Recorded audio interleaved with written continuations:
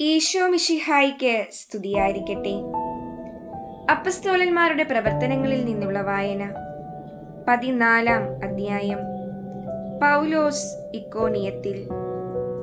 അവർ ഇക്കോണിയത്തിലെ യഹൂദരുടെ സിനഗോഗിൽ പ്രവേശിച്ച് പ്രസംഗിച്ചു. യഹൂദരും ഗ്രീക്കുകാരും അടങ്ങിയ ഒരു വലിയ ഗണം വിശ്വസിച്ചു. വിശ്വസിക്കാതിരുന്ന യഹൂദർ സഹോദരർക്കെതിരായി വിജാതീയരെ ഇളക്കുകയും അവരുടെ മനസ്സിനെ വിദ്വേഷം കൊണ്ട് നിറയ്ക്കുകയും ചെയ്തു. എങ്കിലും അവർ വളരെ നാൾ അവിടെ താമസിച്ച് കർത്താവിനെ പറ്റി ധൈര്യപൂർവം പ്രസംഗിച്ചു. അത്ഭുതങ്ങളും അടയാളങ്ങളും പ്രവർത്തിക്കാൻ അവർക്ക് അനുഗ്രഹം നൽകിക്കൊണ്ട് കർത്താവ് തന്റെ കൃപയുടെ വചനത്തിന് സാക്ഷ്യം നൽകി. എന്നാൽ നഗരത്തിലെ ജനങ്ങളുടെ ഇടയിൽ ഭിന്നതയുണ്ടായി. ചിലർ യഹൂദരുടെ കൂടെയും ചിലർ അപ്പസ്തോലന്മാരുടെ കൂടെയും ചേർന്നു. അവരെ അപമാനിക്കാനും കല്ലെറിയാനുമുള്ള ഒരു നീക്കം വിജാതീയരുടെയും യഹൂദരുടെയും അവരുടെ അധികാരികളുടെയും ഭാഗത്തു നിന്നുണ്ടായി. ഇതറിഞ്ഞ് അവർ ലിക്കവോനിയയിലെ നഗരങ്ങളായ ലിസ്ത്രായിലേക്കും ദെർബയിലേക്കും സമീപ പ്രദേശങ്ങളിലേക്കും പലായനം ചെയ്തു. അവിടെ അവർ സുവിശേഷം പ്രസംഗിച്ചുകൊണ്ടിരുന്നു. ലിസ്ത്രായിൽ. കാലുകൾക്ക് സ്വാധീനമില്ലാത്ത ഒരുവൻ ലിസ്ത്രായിൽ ഉണ്ടായിരുന്നു. ജന്മനാ മുടന്തനായിരുന്ന അവന് ഒരിക്കലും നടക്കാൻ കഴിഞ്ഞിരുന്നില്ല.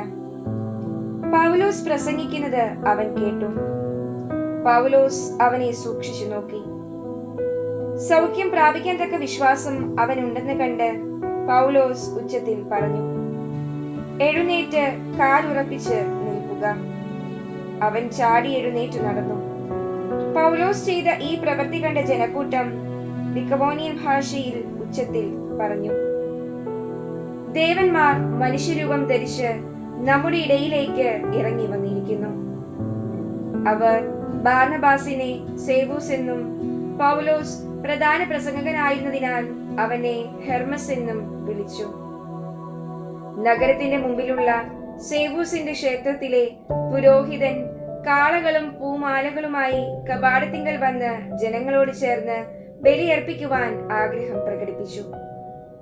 ഇതറിഞ്ഞ് അപ്പസ്തോലന്മാരായ ബാർനബാസും പൗലോസും വസ്ത്രം കീറി ജനക്കൂട്ടത്തിലേക്ക് ഓടിച്ചെന്ന് വിളിച്ചു പറഞ്ഞു, ഹേ മനുഷ്യരെ, നിങ്ങൾ ഈ ചെയ്യുന്നത് എന്താണ്? ഞങ്ങളും നിങ്ങളെപ്പോലെ തന്നെയുള്ള മനുഷ്യരാണ്.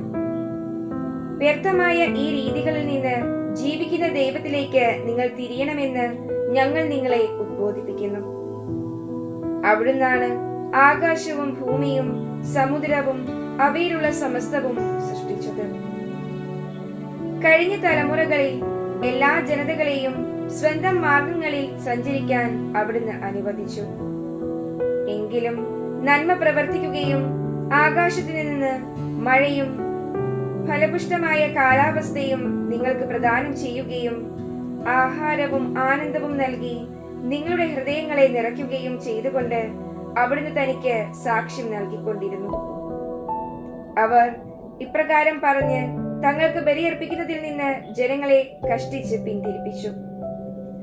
അന്ത്യോക്യയിൽ നിന്നും ഇക്കോണിയത്തിൽ നിന്നും അവിടെ എത്തിയ യഹൂദന്മാർ ജനങ്ങളെ പ്രേരിപ്പിച്ച് പൗലോസിനെ കല്ലെറിയിച്ചു.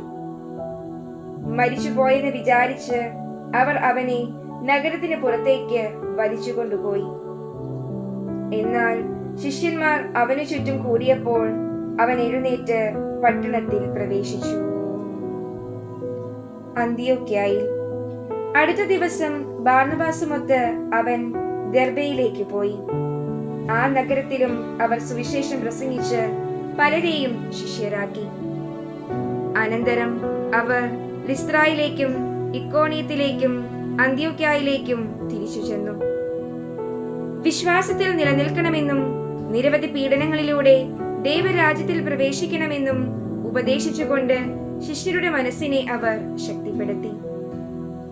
അവർ സഭകൾ തോറും ശ്രേഷ്ഠന്മാരെ നിയമിച്ച് പ്രാർത്ഥനയോടും ഉപവാസത്തോടും കൂടെ അവരെ തങ്ങൾ വിശ്വസിച്ച കർത്താവിന് സമർപ്പിച്ചു.